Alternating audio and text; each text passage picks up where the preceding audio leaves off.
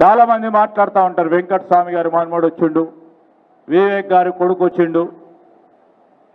ఈరోజు వారు వచ్చిన ఆలోచనను మనం దృష్టిలో పెట్టుకుందాం. ప్రజాసేవ చేయాలని, అవినీతి లేకుండా ప్రజాసేవలో నిమగ్నమై తన వంతు సహకారాన్ని, తన వంతు చేయూతని, ఒక బాధ్యతాయుతమైన వ్యక్తిత్వాన్ని మీ ముందట ఉంచడానికి యువకుడు మన ముందు నిలబెడతాన్న తరుణంలో యువమిత్రులారా మీరు అందరూ ఆలోచన చేయండి.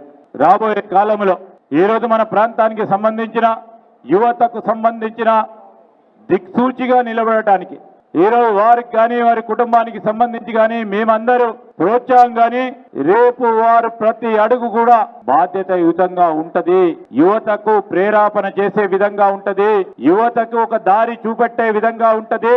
కేవలం కల్లి బొల్లి మాటలతోనే సరిపుచ్చుకోకుండా తన పనితీరులోనే తన వ్యక్తిత్వాన్ని చూపెట్టాలని ఆలోచన చేసే వ్యక్తిగా వంశీ మీ ముందర నిలబడతా ఉన్నాడు. మా నమ్మకం అదే, మా విశ్వాసం అదే.